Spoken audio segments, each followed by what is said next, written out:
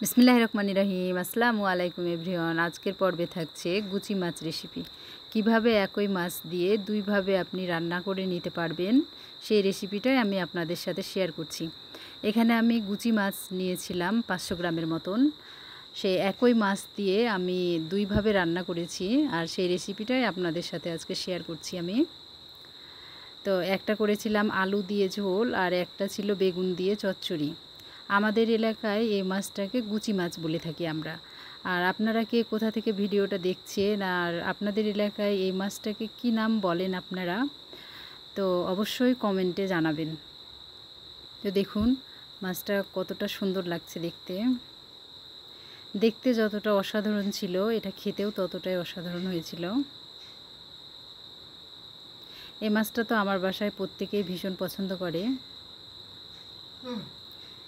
আর এভাবে রান্না করলে এটার সাথে আর কিছুই লাগে না। এই মাছটা যদি আলু দিয়ে এভাবে ঝোল করা যায় তাহলে আর কিছু না হলেই 2 প্লেট ভাত অনায়াসে শেষ করে দেওয়া যাবে।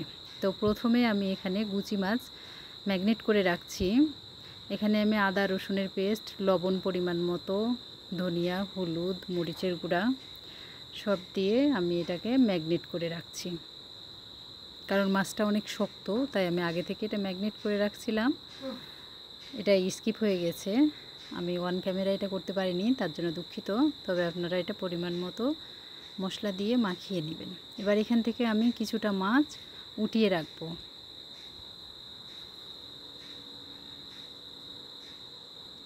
কিছুটা মাছ আমি এখানে উঠিয়ে রেখে দিলাম আর কিছুটা মাছ দিয়ে আমি প্রথমে আলু দিয়ে ঝোল বানিয়ে নিব।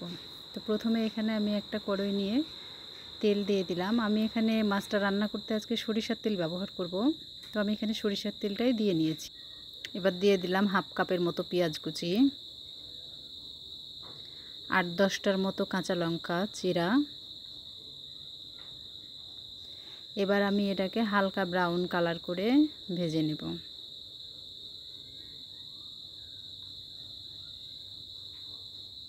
সরিষার তেল যার জন্য এরকম ফ্যানটার মতো উঠে আসছে, এটা আমার বাসায় ভাঙানো খাঁটি সরিষার তেল।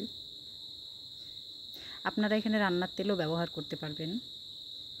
এবার আমি আলু দিয়ে রান্না করব। আলুগুলো এভাবে কেটে নিয়েছি, এভাবে কেটে ধুয়ে পরিষ্কার করে নিয়েছি দেখুন। তবে আপনারা চাইলে আপনাদের পছন্দ মতো আলুটা কেটে নিতে পারেন। এবার আমি আলুটা দিয়ে দিলাম। আলুটা দিয়ে এবার আলু আর পেঁয়াজ দুটোই আমি ব্রাউন কালার করে ভেজে নেব। একসাথেই আমি আলু আর পেঁয়াজটাকে ব্রাউন কালার করে নেব। এভাবে একসাথে ফ্রাই করে নিলে খুব তাড়াতাড়ি হয়ে যায়। এখানে কিছুটা লবণ দিয়ে দিলাম, এতে করে পেঁয়াজ আলু দুটোই খুব দ্রুত ফ্রাই করা হয়ে যাবে। দেখুন আলু আর পেঁয়াজটা আমার ব্রাউন কালার হয়ে গেছে।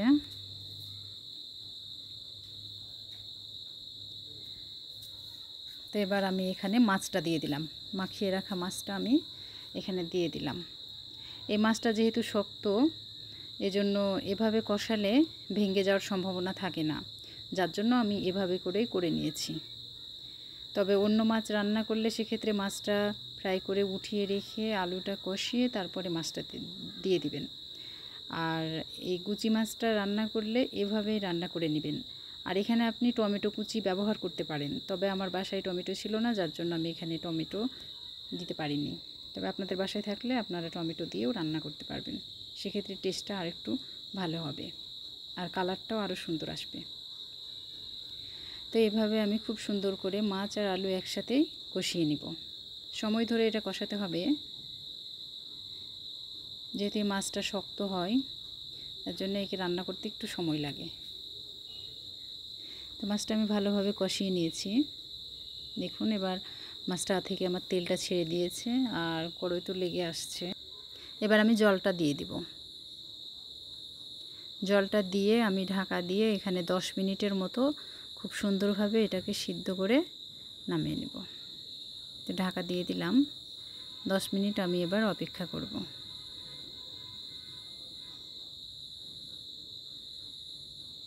দেখুন মাছটা আমার বলক চলে এসেছে, আমি একবার নাড়া দিয়ে নিলাম। তো এভাবে করেই আমি টোটাল 10 মিনিটের মতো রান্না করব মাছটাকে, তাহলেই হয়ে যাবে।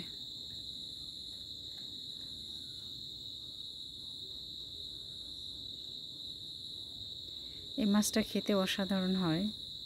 আমাদের বাসায় তো সবাই ভীষণ মজা করে খায় এই মাছটা। আর আসলে আমার বাসায় সবাই যে খাবারগুলো পছন্দ করে সেসব রেসিপিগুলোই আমি বানাই, আর সেগুলোই আপনাদের সাথে শেয়ার করার চেষ্টা করছি। ভালো লাগলে অবশ্যই লাইক, কমেন্ট, শেয়ার করে দেবেন। আর সাবস্ক্রাইব করতে ভুলবেন না। আর আপনারা কী ধরনের রেসিপি চাচ্ছেন বা কী ধরনের ভিডিও চাচ্ছেন অবশ্যই কমেন্ট করে জানাবেন। আমি চেষ্টা করব আপনাদের পছন্দ মতো ভিডিও দেওয়ার জন্য। দেখুন, আপনাদের সাথে কথা বলতে বলতে মাছটা প্রায় আমার হয়ে আসছে। আমি যেহেতু আগেই বলেছি এটা আলু দিয়ে ঝোল হবে, সো আমি এখানে ঝোল রাখবো। মাছটা আমার সিদ্ধ হয়ে গেছে, দেখেই বুঝতে পারছেন মাছটার উপর দিয়ে তেল ছেড়ে আসছে।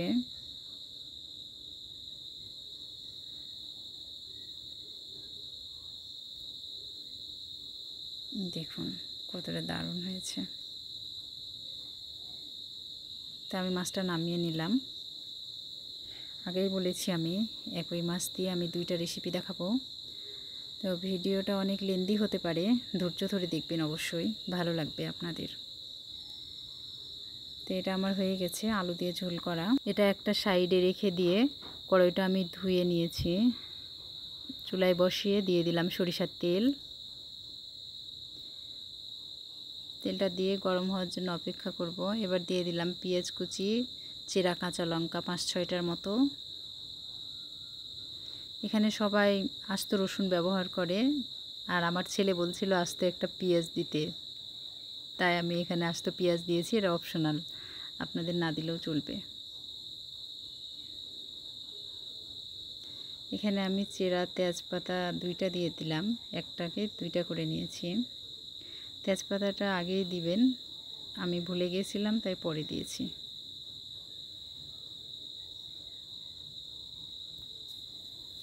দেখুন এটা ব্রাউন করে ভেজে নিয়েছি। এবার আমি কিছুটা মাছ উঠিয়ে রেখেছিলাম, ওই মাছগুলো এখানে দিয়ে দিলাম।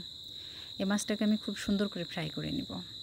এখানে পানি পরে ব্যবহার করব, আগে কিছুটা ফ্রাই করে নিব।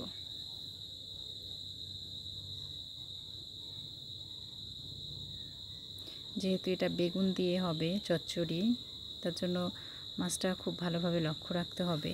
এটাকে একটু ভাজা ভাজা করেই নিতে হবে। আর একটু পর পর আমি জল দিয়ে দিয়ে এটাকে খুব সুন্দর করে কষিয়ে নেব। দেখুন কত সুন্দরভাবে ভাজা হয়ে গেছে। এবার আমি জল দিয়ে দিলাম। এভাবে অল্প অল্প করে জল দিয়ে আমি কয়েকবারে এটাকে সুন্দরভাবে কষিয়ে নিয়েছি।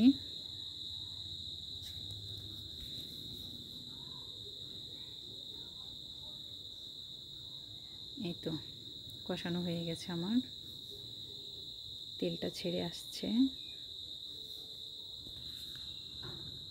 দেখুন মাছটাও সিদ্ধ হয়ে গেছে। এই মাছটা আসলে একটু শক্ত হয়, যার জন্য এটা একটু ভালোভাবে সিদ্ধ করে নিতে হয়, না হলে আঁচটে একটা গন্ধ লাগে। তো আমার তল থেকে লেগে আসছে। এবার আমি এখানে জল দিয়ে দিব। জলটা দিয়ে আমি বলক আসা পর্যন্ত অপেক্ষা করব।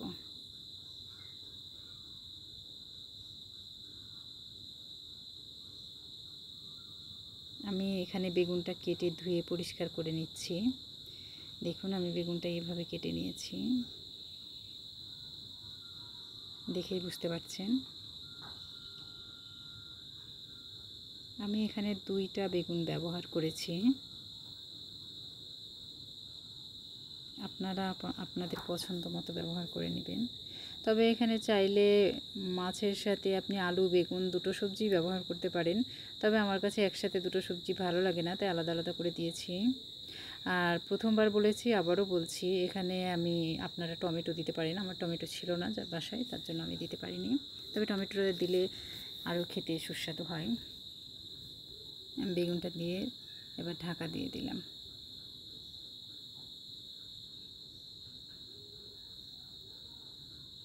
দেখুন বেগুনটাতে আমার বলক এসে গেছে।